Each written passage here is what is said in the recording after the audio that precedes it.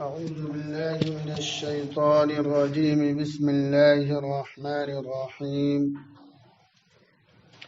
إن المسلمين والمسلمات والمؤمنين والمؤمنات والقانتين والقانتات والصادقين والصادقات والصابرين والصابرات والخاشعين والخاشعات والمتصدقين والمتصدقات والصائمين والصائمات والحافظين فروجهم والحافظات والذاكرين الله كثيرا والذاكرات أعد الله لهم مغفرة وأجرا عظيما.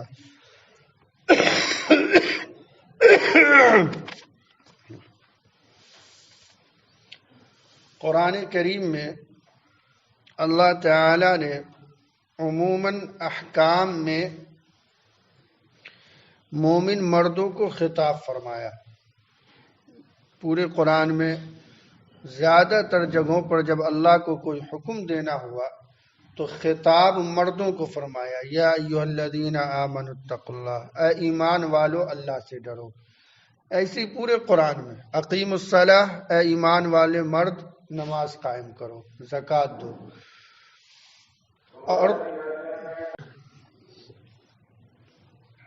تو عموماً قرآن کریم نے مومن مردوں کو خطاب کر کے حکم نازل فرمایا، لیکن ضمن میں عورت بھی شامل ہے.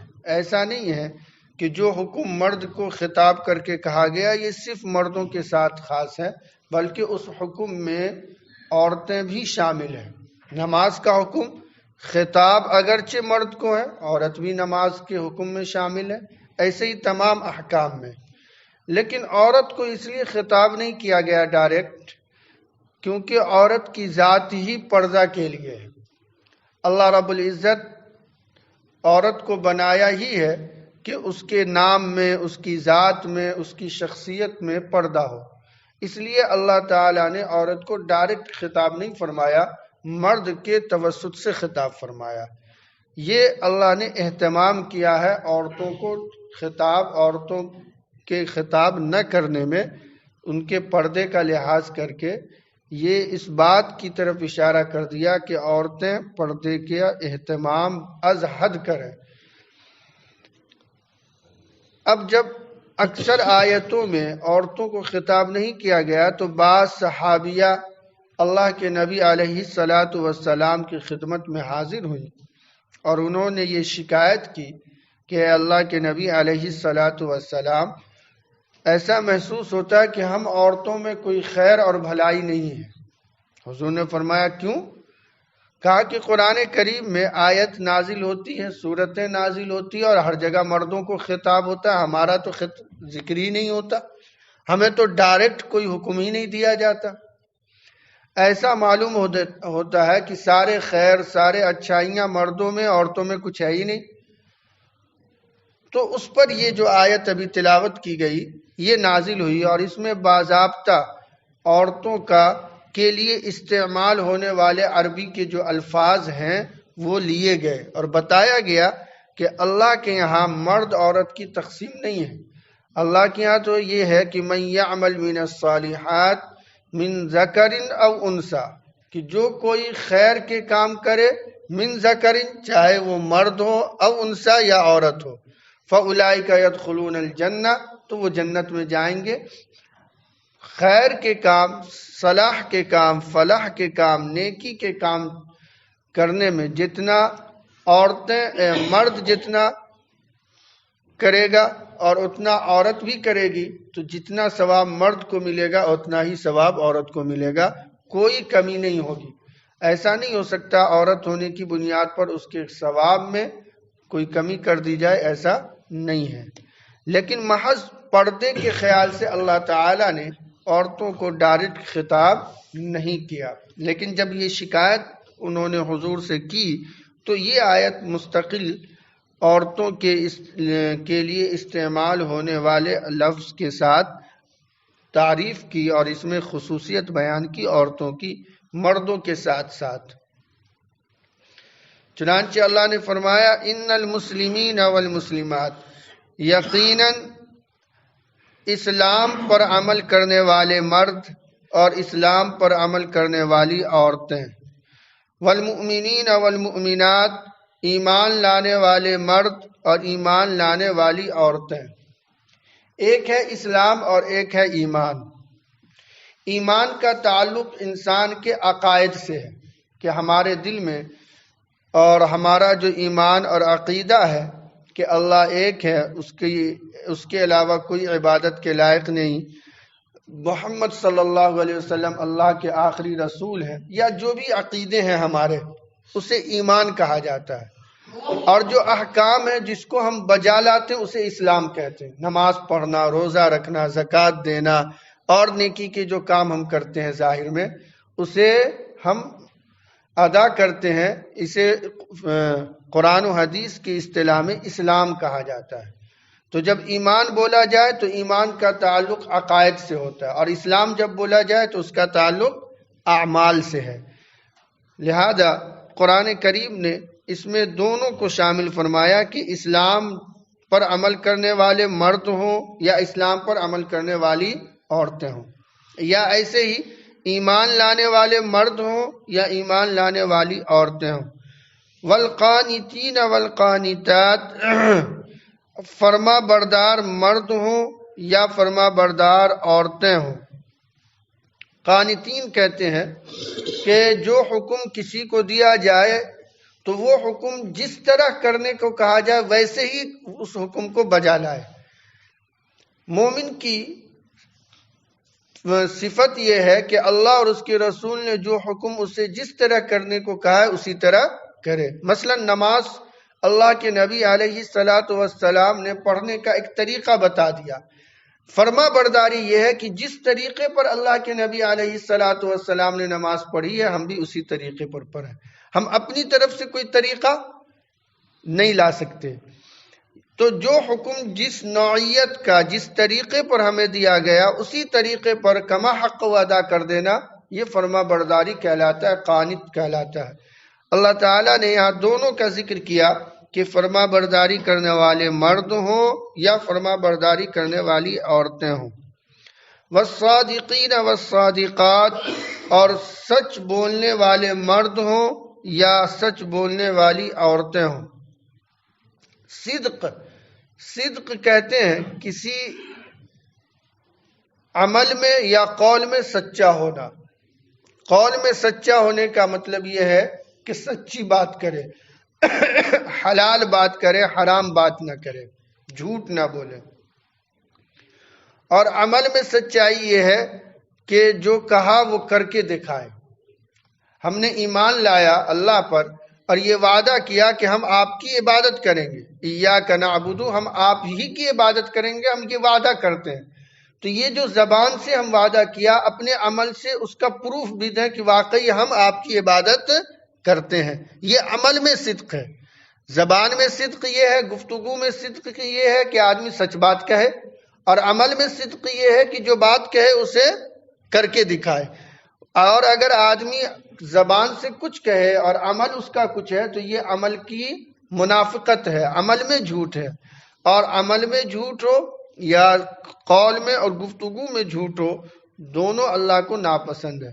یا ایھا الذین آمنوا لم تقولون ما لا تفعلون، اے ایمان والو ایسی بات کیوں کرتے ہو جو کرتے نہیں ہو۔ کبر مقتا عند اللہ، یہ اللہ کے نزدیک بڑا گناہ ہے۔ تو آدمی کہے کچھ اور کرے کچھ، یہ اللہ کو پسند نہیں ہے۔ جب ہم نے ایمان لا کر اللہ کی وحدانیت کا اقرار کیا تو گویا کہ ہم اپنے آپ سے یہ عہد کرتے ہیں کہ اللہ ہم آپ کی ہر بات مانیں گے اور اس کو پورا کریں گے۔ تو ہمیں اپنے عمل سے یہ عمل کر کے دکھانا بھی چاہیے، یہ صدق ہے۔ اللہ تعالیٰ فرماتے ہیں کہ سچ بولنے اور کرنے والے مرد یا سچ بولنے والے یا کرنے والی عورتیں۔ والصابرین والصابرات، صبر کرنے والے مرد اور صبر کرنے والی عورتیں۔ صبر کے معنی آتے ہیں اپنے نفس پر کنٹرول کرنا، قابو کرنا، روکنا، بریک لگانا۔ اب جب صبر کا یہ معنی ہے تو صبر کی 3 قسمیں ہیں۔ ایک تو یہ ہے کہ آدمی عبادت کے لیے جو اس کو طبیعت پر بار محسوس ہوتی ہے، نیکی کرنے پر، فجر کے وقت میں فجر کی نماز کے لیے اٹھنے کے لیے جو طبیعت پہ ایک بار محسوس ہوتی ہے، اس بار کو برداشت کرے اور اٹھے اور نماز پڑھے، یہ صبر ہے کہ نفس پر قابو کیا اور اپنے آپ کو نماز کے لیے مسجد میں لا کر نماز ادا کی۔ صبر کی ایک قسم یہ بھی ہے۔ صبر کی دوسری قسم یہ ہے کہ آدمی کو کوئی مصیبت، کوئی مشکلات پیش آئے تو اس وقت جو طبیعت میں گھبراہٹ ہو یا طبیعت میں بے چینی ہو، اس بے چینی پہ کنٹرول کرے اور اللہ کے حکم کے مطابق صبر کرے اور یہ سمجھے کہ یہ پریشانی اللہ کی طرف سے اللہ ہی دور کر دے گا۔ یہ صبر کی دوسری قسم ہے۔ اور صبر کی ایک تیسری اور اعلیٰ قسم ہے کہ انسان کی طبیعت میں جب گناہ کی طرف طبیعت مائل ہو تو اس وقت اپنے نفس پر کنٹرول کر کے اپنے آپ کو گناہ سے روکے، طبیعت پر اور نفس پر بریک لگائے کہ نہیں، اللہ کی نافرمانی ہم نہیں کریں گے۔ یہ صبر کی تیسری قسم ہے اور سب سے اعلیٰ قسم ہے صبر کی۔ ہم یہ سمجھتے ہیں کہ مصیبت کے وقت، مشکلات کے وقت نہ رونا، نہ جزا فضا کرنا یہی صبر ہے، ایسا نہیں ہے۔ وہ صبر کی ایک قسم ہے۔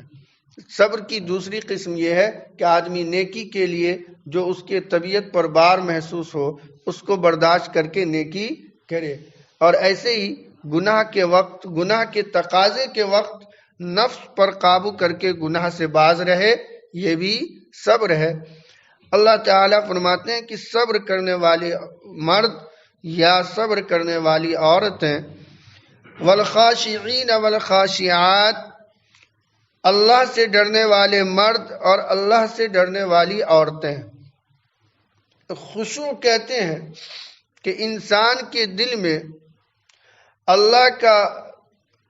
اللہ کی عظمت اور اس کی عظمت شان کا ایسا رعب ہو کہ انسان نماز میں ہو یا غیر نماز میں ہمیشہ اللہ کا اس کو محسوس ہو کہ اللہ کی ذات ہمیں دیکھ رہی ہے، اور ہم یہ کام اگر کر رہے ہیں تو ایسا تو نہیں اللہ تعالیٰ اس کام سے ہمارے ناراض ہو رہے ہیں۔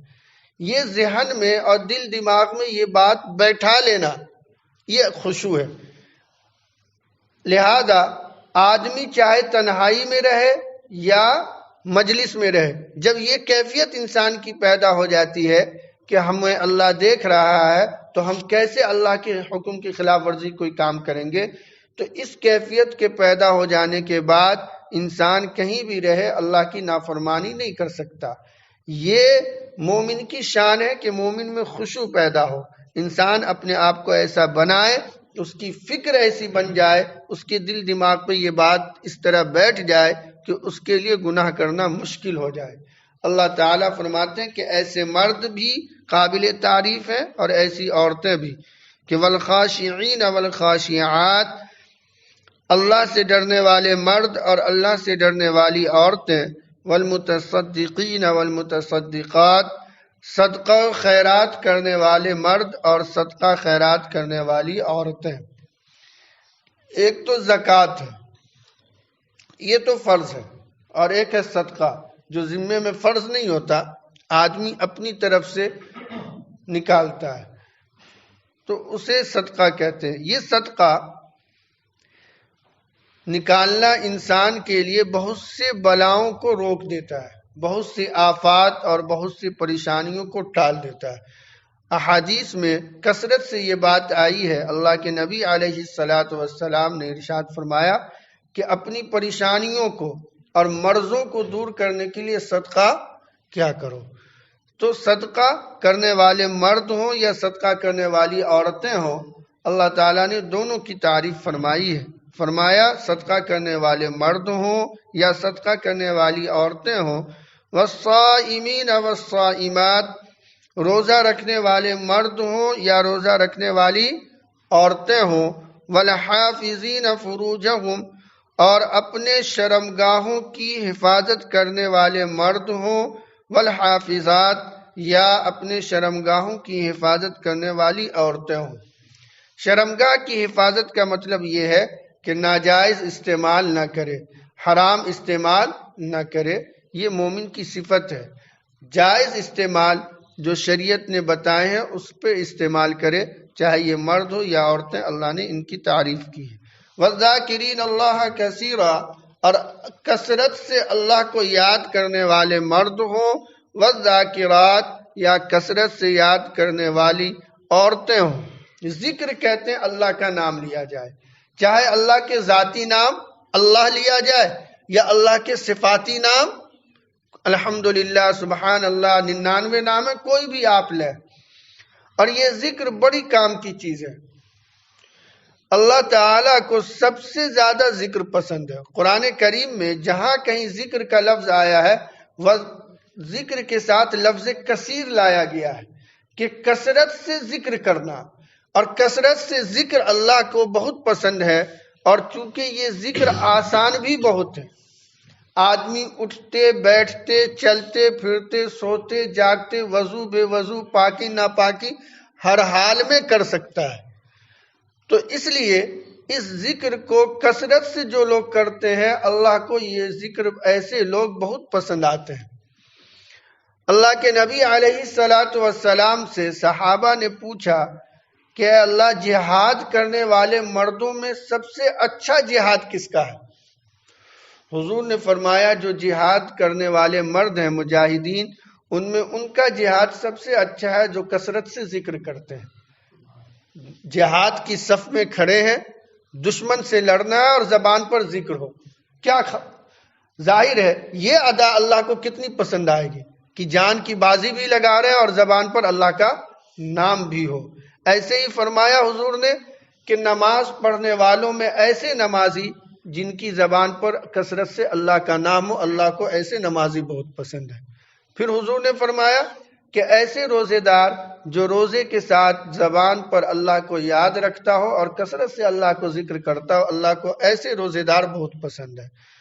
پھر ایسے ہی حضور نے فرمایا کہ ایسے زکوٰۃ دینے والے جن کی زبان پر کثرت سے اللہ کی یاد ہو، اللہ کو ایسے زکوٰۃ دینے والے بہت پسند ہے۔ اور چونکہ یہ ذکر کوئی مشکل نہیں ہے، ہم زبان کو خاموش رکھیں، اس سے بہتر ہے کہ زبان ہماری چلتی رہے۔ جو آپ کو اللہ کا نام یاد ہو اسی نام کو آپ بولتے رہیں، سبحان اللہ، الحمدللہ، لا حول ولا قوت الا باللہ۔ قرآن کی آیت تو نہیں کچھ ہو تو اللہ تو سب کو آتا ہے، اللہ اللہ کرتا رہے آدمی، اور اس کے لیے کوئی قید نہیں ہے کہ یوں بیٹھنا ہے یوں اٹھنا ہے۔ اٹھتے بیٹھتے چلتے پھرتے لیٹے سوتے جاگتے وضو بے وضو پاکی ناپاکی ہر حال میں آپ کہہ سکتے ہیں۔ اس لیے اللہ نے ذکر کو بہت پسند فرمایا ہے، اور یہ جو اللہ والے لوگ ہوتے ہیں وہ ذکر کی تلقین اسی لیے کرتے ہیں کیونکہ اس ذکر سے جتنا جلدی اللہ کے یہاں محبوب بنتے ہیں اتنا کوئی اور راستہ اللہ کے محبوب بننے کا نہیں ہے۔ چنانچہ خود اللہ نے فرمایا فَاذْكُرُونِي أَذْكُرْكُمْ، تم میرا ذکر کرو میں تمہارا ذکر کروں گا۔ فرشتوں کے درمیان ہم دنیا میں اللہ کا نام لیتے ہیں، اللہ ہمارا نام فرشتوں کے درمیان لیتے ہیں، اور باضابطہ اللہ فخر کرتا ہے، فرشتوں کو کہتا ہے دیکھو تم نے یہ اعتراض کیا تھا کہ یہ بندے گناہ کریں گے، کفر کریں گے، فسق کریں گے، لیکن دیکھو ہمارے ان بندوں میں یہ بندے بھی ہیں جو ہمیں یاد کر رہے ہیں۔ تو اللہ فخر کرتا ہے۔ اس لیے کثرت سے ذکر کرنے والے مرد ہوں یا عورت اللہ کو بہت پسند ہے۔ اس لیے یہاں پر مومن کی صفت یہ بتائی کہ کثرت سے ذکر کرنے والے ہوں، خواہ وہ مرد ہوں یا عورت۔ یہ صفات اللہ نے مومن مردوں کے بھی بیان کی اور مومن عورتوں کے بھی، اور ظاہر ہے ان سب میں مومن جتنا مرد جتنا درجے کا مستحق ہے اتنے ہی درجے کی عورت بھی مستحق ہے، دونوں میں کوئی فرق نہیں ہے۔ ایسا نہیں عورت ہونے کی وجہ سے اس کا ثواب گھٹ جا رہا ہے اور مرد ہونے کی وجہ سے مرد کا ثواب بڑھ جاتا ہے، ایسا نہیں ہے۔ اس سے زیادہ مساوات کا درس اور برابری کا درس دنیا کا کوئی مذہب نہیں دے سکتا۔ آج بھی دنیا کے ہر مذہب میں عبادت کے باب میں عورتوں کو وہ مقام حاصل نہیں ہے جو مردوں کو حاصل ہے، لیکن اسلام میں ایسا نہیں ہے۔ ایک مرد جتنا بڑا نیک بن سکتا ہے متقی پرہیزگار، اس سے بڑی نیک عورت بھی بن سکتی ہے، اور اس کی بہت سی مثالیں موجود ہیں۔ پھر اللہ نے تعریف کرنے کے بعد فرمایا اعد اللہ لہم مغفرۃ واجرا عظیما، کہ اللہ نے ان سب کے لیے معافی کا اور بڑے اجر کا وعدہ کر رکھا ہے۔ ظاہر ہے اللہ کی طرف سے اجر عظیم کا وعدہ ہم تصور نہیں کر سکتے کتنا بڑا ہو سکتا ہے۔ دنیا کا عام شخص، عام عہدیدار اگر کہہ دے کہ تم میرے یہاں آنا میں تمہیں کچھ دوں گا تو ہم بہت خوش ہو جاتے ہیں ان کے وعدے پر اور ان کے عہدے کو دیکھ کر کہ پتہ نہیں کیا دے دے گا، اور جب اللہ وعدہ کر رہا اور وہ بھی اجرن عظیمہ مبہم رکھا تو تصور سے باہر ہے کہ اللہ کتنا دے سکتا ہے۔ اور اگر ہمارے اندر خلوص ہو تو لامحدود اللہ ہمیں عطا فرمائے گا۔ اللہ تعالی ہمیں ان صفات پر عمل کرنے کی توفیق مرحمت فرمائے۔ سبحان اللہ و بحمدہ، سبحانک اللہم بحمدک، ونشہد ان لا الہ الا انت، ونستغفرک ونتوب الیک۔ سبحان ربک رب العزة عما یصفون، وسلام علی المرسلین، والحمد للہ رب العالمین۔